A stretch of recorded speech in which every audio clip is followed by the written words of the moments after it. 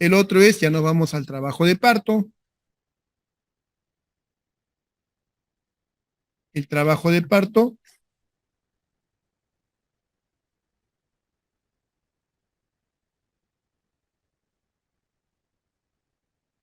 Tenemos las fases del trabajo de parto. Bueno, las fases uterinas. Esto es la fase uterina más que trabajo de parto. Las fases uterinas durante todo el embarazo. Tenemos la fase cero, en el cual el útero está tranquilo, inactivo, tranquilo.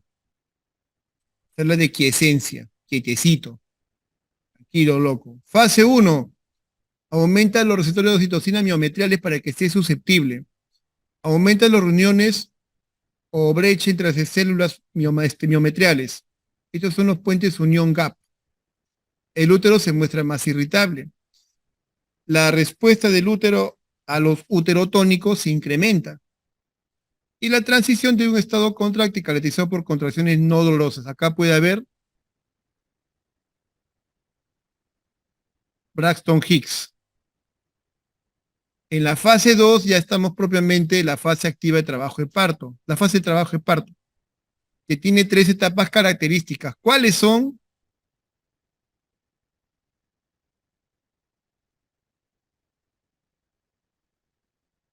La primera es de dilatación, la segunda es el expulsivo y la tercera es de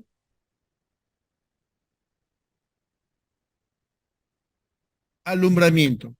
Esas son las tres fases o periodos de trabajo de parto. Los estableció Emanuel Friedman. Friedman, americano, en un estudio de más de 500 gestantes, evaluó en una hoja cartesiana cómo desarrollaba el trabajo de parto. Básicamente, él valoró dos parámetros: la dilatación cervical y el descenso del feto en la pelvis. A través de sus observaciones y vaciado a estadístico, encontró que el trabajo de parto tenía este progreso. En celeste y rosado tenemos el primer periodo, que es dilatación. Él encontró que en la dilatación, en la fase de dilatación, ocurría cambios lentos y progresivos a los cuales le llamó fase latente. Una vez que llegaba a los 4 centímetros, ese trabajo de parto se aceleraba y a eso le llamó fase activa. Entonces, la periodo de dilatación tiene dos etapas a la vez: fase latente y la fase activa. El expulsivo viene a ser el periodo en el cual el feto, obviamente, sale de la cavidad uterina, termina por ser evacuado fuera de la cavidad uterina, el expulsivo nacimiento, ¿no? Y luego tenemos la otra etapa que viene a ser la salida de la placenta, el alumbramiento. Chicos, hay publicaciones, el Gabe, el Williams, habla del trabajo de parto que costaría incluso de 5, 6 o 7 etapas. Correcto, podemos entrar en discusión de cada una, de una fase bioquímica a la otra fase, pero lo cierto, lo más funcional y lo que no solo pregunta, sino que todos nos entendemos, está en función a estos tres periodos, los tres periodos de Friedman: dilatación, expulsión y alumbramiento. Pero para que esto ocurra, tiene que darse los movimientos cardinales del feto. Para que pueda haber el trabajo de parto, para que se pueda desarrollar, tiene que haber los movimientos cardinales que son, vamos a ponerlos en número uno. Primero es el encajamiento. Luego viene a ser el descenso. Luego viene a ser la flexión. Ya vamos a ver ahí cómo ocurre cada paso. El cuarto viene a ser la rotación interna de la cabecita. El quinto es la extensión.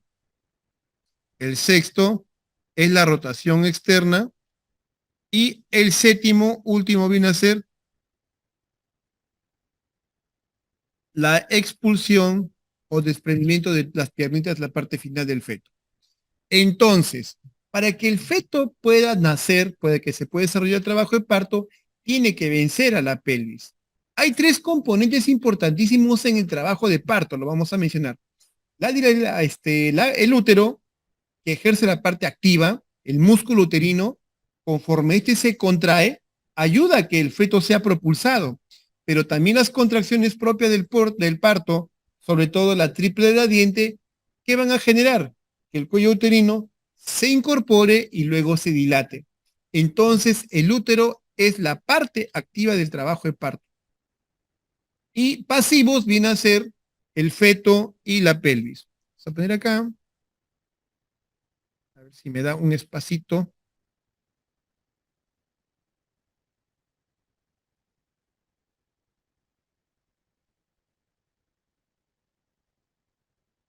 Elementos del trabajo de parto,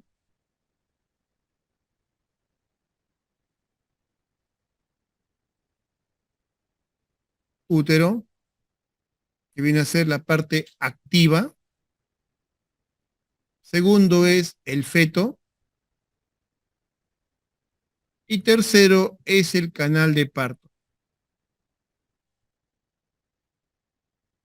Ahora note esa analogía.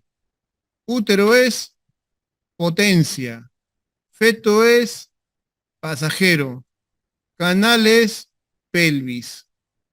A esto le llaman las tres P's.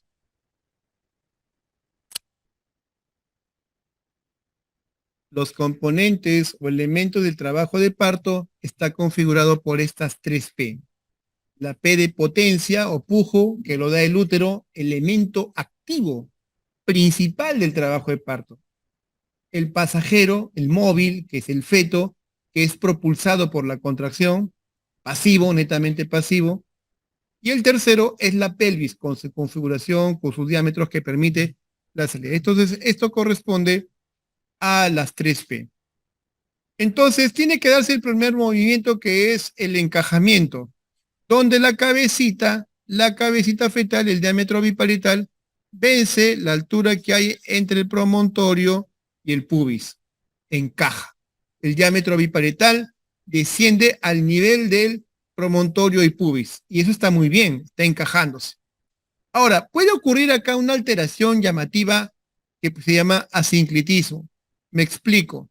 Para que el feto descienda normalmente en la pelvis, la sutura sagital tiene que ser equidistante al promontorio y al pubis.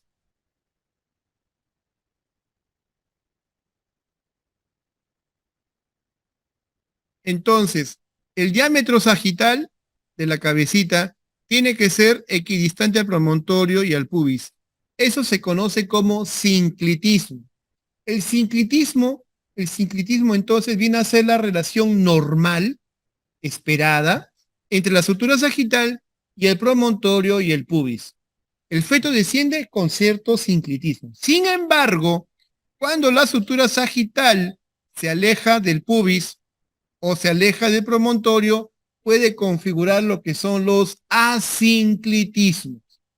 Esto es patológico. Esto es patológico, puesto que al desalinearse, puede generar un entrampamiento de la cabeza fetal en pleno encajamiento. Y esto configura distosia. Entonces, el asinclitismo es una forma de distosia fetal, distosia de pasajero, en el cual se pierde la relación armónica de la sutura sagital en relación al promontorio del pubis. Cuando la sutura sagital se aleja del pubis, se habla de un asinclitismo anterior. Cuando se aleja del promontorio, asinclitismo posterior. Estas anormalidades en el encajamiento fetal configuran lo que es el asinclitismo. Bien.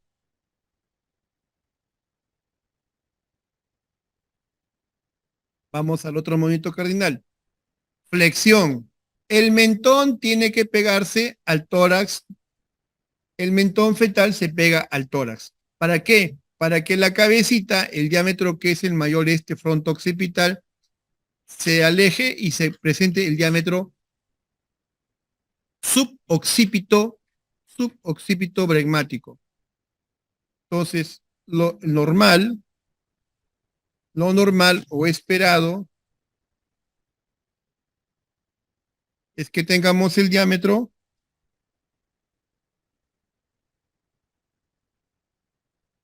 suboccipito flegmático. Cuando eso no ocurre, chispas, se entrampa el levito. Ahora vemos el otro fenómeno, la rotación. La cabecita de lo que estaba lateralizado, lo que estaba el occipucio hacia un flanco derecho o izquierdo, se va haciendo anterior. La sutura sagital se va haciendo anterior. A eso se le llama rotación interna. Es necesario para que pueda orientarse el feto. ¿Por qué ocurre esto? Porque lamentablemente, bueno, digo lamentablemente, es la penalidad que pagamos nosotros, los seres humanos. Eh, cuando éramos, cuando éramos en nuestros antepasados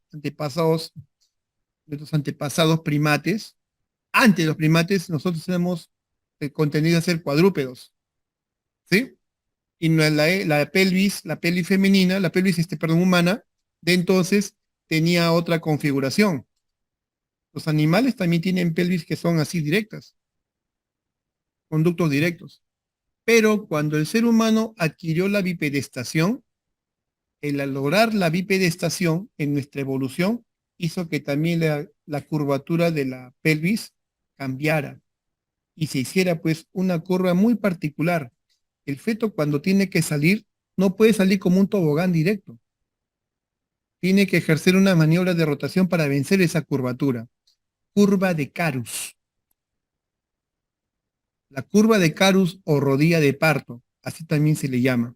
Entonces, el feto para poder afrontar esta curvatura muy particular, tiene que necesariamente hacer estos movimientos cardinales, si no, no le sale ventajoso. Rotación interna. Sigue progresando el trabajo de parto, ha rotado, ha flexionado y ha rotado. Ahora viene la parte en la cual el occipucio, la cabecita vence el pubis y la cabeza comienza a salir, se extiende. Ahora el mentón se aleja, se extiende. Aquí estamos viendo el fenómeno del coronamiento. La cabeza ha salido por encima de los labios mayores de la vulva. Está coronando, está extendiendo. Entonces, cuando la cabeza sale, finalmente sale la cabecita, el siguiente fenómeno inmediato es que la cabecita que nace mirando al suelo rota espontáneamente. Esa rotación se le conoce como rotación externa. La cabecita, él nace mirando al piso e inmediatamente su cuerpito se alinea y en lo que estaba la sutura sagital anterior se aleja y hace una rotación externa. Unas veces no lo hace espontáneamente y si lo jalamos así, podemos exorcizar al bebé, perdón, podemos hacerle daño al bebé. Pues es importante en ese plazo, en ese momento, ayudar a rotarlo. Le agarramos la cabecita de un lado y otro lado, temporal, temporal, y lo ayudamos a rotar. Pero para que nuestra ayuda sea muy buena, debemos saber qué dorso era, qué variedad era. Por eso es importante hacer la determinación, porque si tú no sabes qué variedad es y se te ocurre rotarlo a la derecha y haciendo izquierda, lo vas a hacer dar una vuelta como si fuera un tirabuzón. Ahí sí lo vas a exorcizar. Ahí sí te va a dar la peor pesadilla, te vas a arrepentir. ¿Por qué no has estudiado ginecobstetricia? Mentira, es chévere. No, pero pasa eso, lo haces dar toda una vueltota al oído y su cuerpo pues penoso, pero se recupera, pero igual te queda esa mala impresión. Sí, no es algo terrible, ¿no? De verdad. No duermes, preocupado. ¿Por qué? ¿Por qué? Porque ahorita puede salir afectado distóxico. Entonces tiene que saber qué variedad es para que pueda rotarlo adecuadamente. Rotación externa. Si es que él no rotara espontáneamente. Y bueno, ya viene el desprendimiento de la expulsión de los hombros y el cuerpito. ¿Sí? Entonces, los movimientos cardinales del trabajo de parto, ¿cuáles son? Descenso, no, perdón, encaje, descenso, flexión, rotación interna, extensión, rotación externa y desprendimiento de hombros. Esa es la segunda etapa. Luego vamos a la tercera etapa que es el alumbramiento. Por alumbramiento viene a ser la salida expulsión de la placenta, la salida de la placenta. Y acá hay un detalle importantísimo en la placenta, ¿eh? Esta puede ocurrir de manera, vamos a ponerlo acá en rojito, vea que está predominando.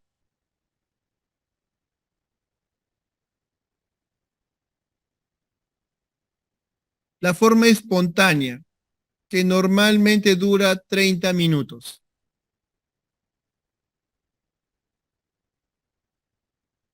Esto ya no se hace.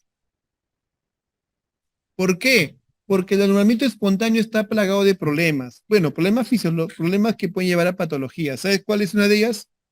No solo retención placentaria, sino que llevas hemorragia, sangra más la paciente y aumentas el riesgo de anemia puerperal. Entonces, una estrategia y tema de hartas preguntas es el alumbramiento dirigido,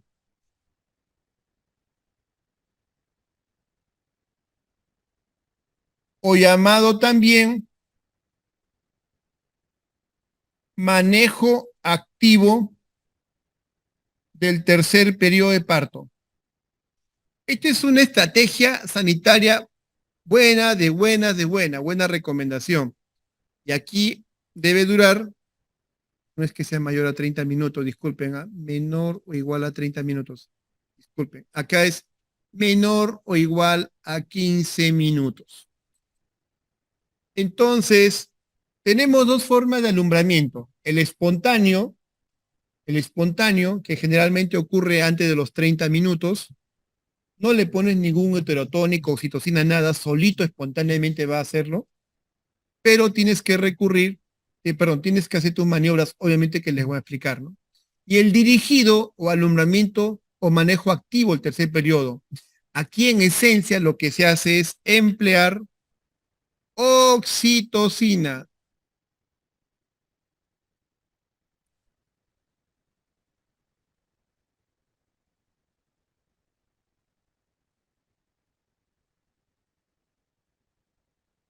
Oxitocina, de cajón.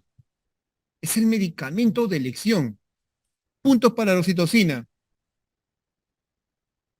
Profilaxis para hemorragia postparto.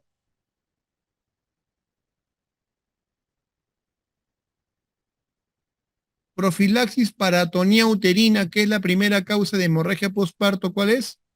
Oxitocina. Tratamiento de elección de primera línea en atonía uterina.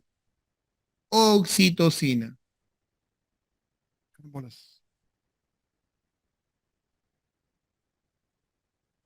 Oxitocina. Es el medicamento base para buena parte de los problemas. Entonces, en el alumbramiento se ocurre la separación de la placenta, margen de tiempo para sacar la placenta está entre los 30 o 15 minutos que hemos hablado. Los signos que te van a decir que ya se ocurrió el desprendimiento prematuro, desprendimiento prematuro, el desprendimiento de la placenta. Acá tengo que hacer una corrección porque acá hay que ponerle orden.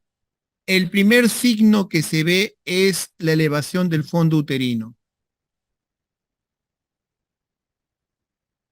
El primero que se ve es la elevación del fondo uterino. Tú te vas a dar cuenta porque en el bajo vientre se produce una prominencia, a la derecha o a la izquierda. Se eleva el útero. Segundo, la caída brusca de coágulos. De pronto caen los coágulos. ¡Poc!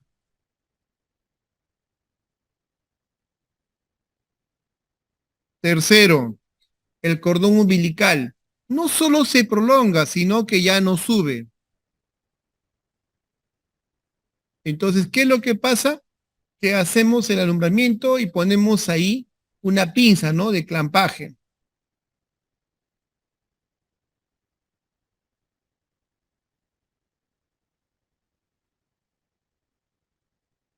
Manejo activo del tercer periodo.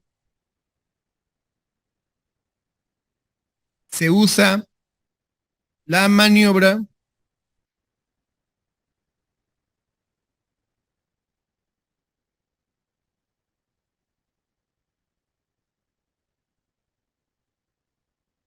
de Brand Andrews. Cuando yo uso oxitocina, tercer periodo de trabajo de parto, hago una maniobra que se llama maniobra de Brand Andrews. ¿Qué consiste?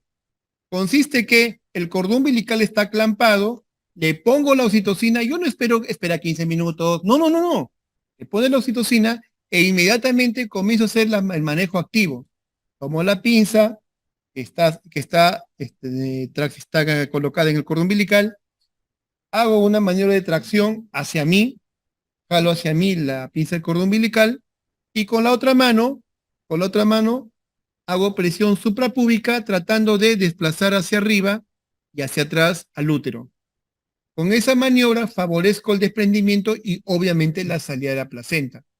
Entonces, cuando tú haces un alumbramiento espontáneo, esperas a que ocurran estos fenómenos, ¿no? Elevación del útero, caída de los coágulos, cordón umbilical que ya no asciende. Correcto, haces uno por uno de esos metódicamente. Pero cuando haces alumbramiento dirigido, de arranque, ni bien le puso la oxitocina, tu masajito uterino, no será 1 minuto, 2 minutos, y comienza a hacer tu Brand Andrews. Es la maniobra de elección. La maniobra de Brand Andrews es tracción contra tracción del cordón umbilical, y claro, vas vigilando, tampoco no es hoy salió el útero.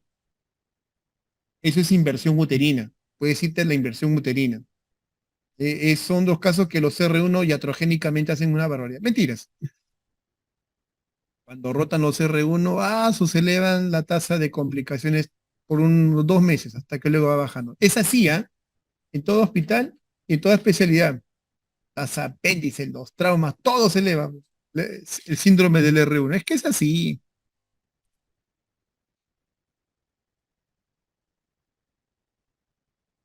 Bien, hay dos formas de alumbramiento con respecto a la salida placentaria.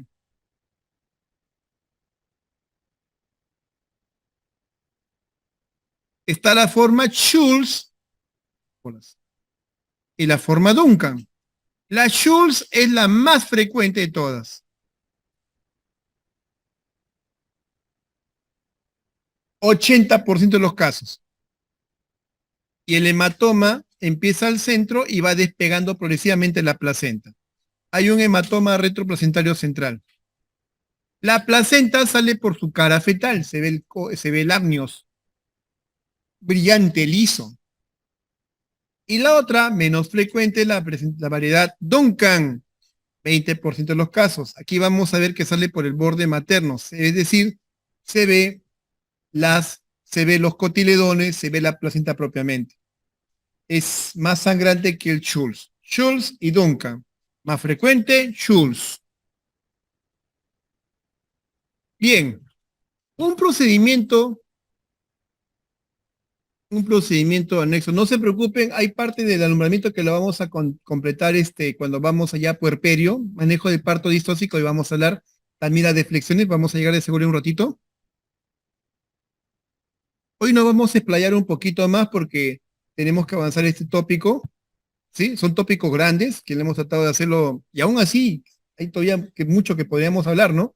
Pero tengo que darle la síntesis de la síntesis, porque si me voy a discusión teórica, que esto es lo que ha pasado, se hace esto un mar. Vamos. Entonces, uno de los procedimientos que más se realizan en partos es la episiotomía. Se hacían de manera ya preventiva, profiláctica. Eso no ha mostrado ser buena práctica, no ha mostrado ser bueno. Hoy la episiotomía, hoy la episiotomía es restrictiva. Es decir, se hacen de manera justificada, ¿cuál es la justificación? Se hacen de manera muy limitada, solo si notamos que la vulva y periné está tenso, rígido, y se opone a la salida del feto, y si tuviéramos que sacarlo, vamos a tener que hacer maniobras presionando, de repente aperturando, y va a terminar por desgarrarse. Entonces, en esos casos que tenemos una vulva periné muy rígido, hacemos la episiotomía. Muchas veces es preferible que ocurra un desgarro de primer grado, segundo grado pequeño, controlado, que lo podemos suturar, a que nosotros hagamos una episiotomía con un corte lacerante, ¿no? Y ese corte no solo lleva hemorragia, sino que en la recuperación postparto puede ser molesto. Los puntos se pueden abrir, puede hacer dehiscencia. La episiotomía, en cierta forma, es un desgarro de segundo grado. Es un desgarro de segundo grado iatrogénico.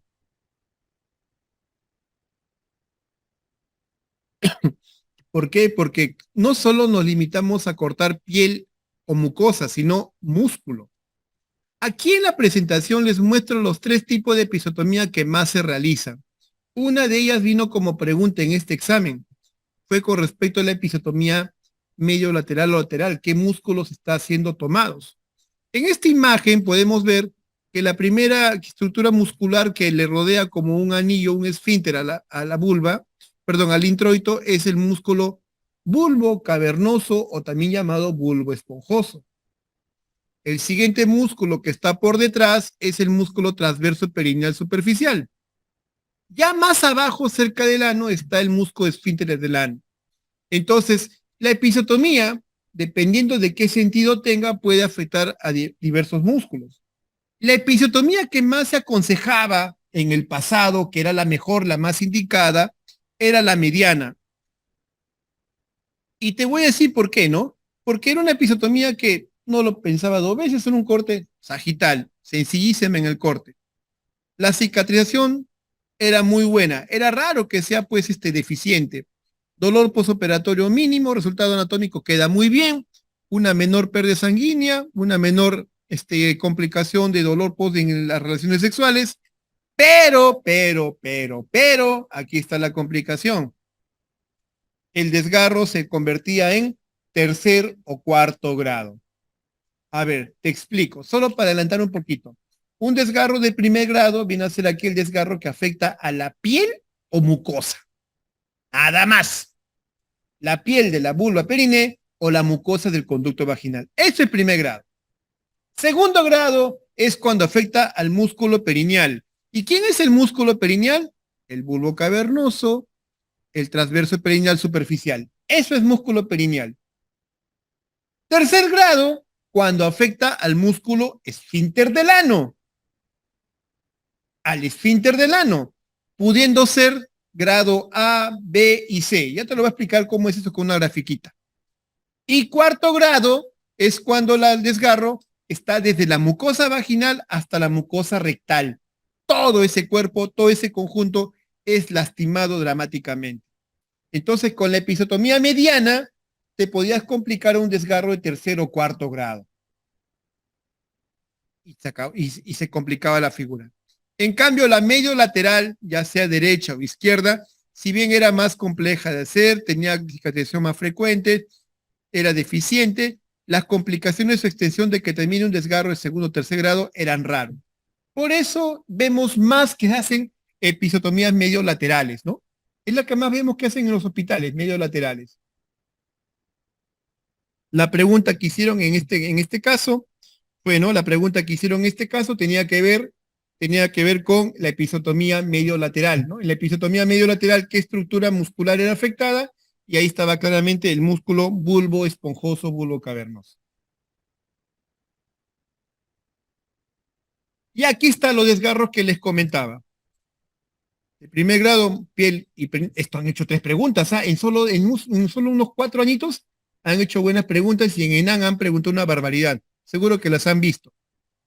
Piel y perineal y mucosa vaginal, primer grado. Segundo grado, músculo bulbo esponjoso y transverso perineal superficial. A eso le llaman músculo perineal. De tercer grado es cuando toma al esfínter anal externo. El esfínter anal externo menos del 50%, ese es un 3A.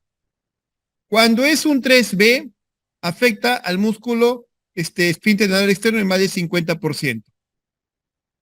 El esfínter anal interno queda intacto. 13 es cuando afecta la totalidad del esfínter anal externo y esfínter anal interno. Y cuarto grado es cuando afecta todo el conjunto. Los desgarros de primer y segundo grado se hacen en el lugar, en sala de parto, donde se atendió el parto. Pero un desgarro de tercer o cuarto grado casi siempre van a sala de operaciones. Porque aquí hay que restituir, ya no es el hecho de los tejidos, sino la funcionalidad anatómica y fisiología del tracto digestivo. Porque si no lo suturas bien, no reconoces bien los elementos musculares, cuando esa paciente pase unos 3, 4, 5 días, se abran los puntos, se abrió todo. Y lo peor, la paciente puede tener incontinencia fecal. El esfínter del ano no responde, se le sale la deposición, los flatos. Es una tragedia lo que pasa con la paciente. Pues tiene que hacerse un reparo anatómico, un reparo quirúrgico adecuado, generalmente en sala de operaciones.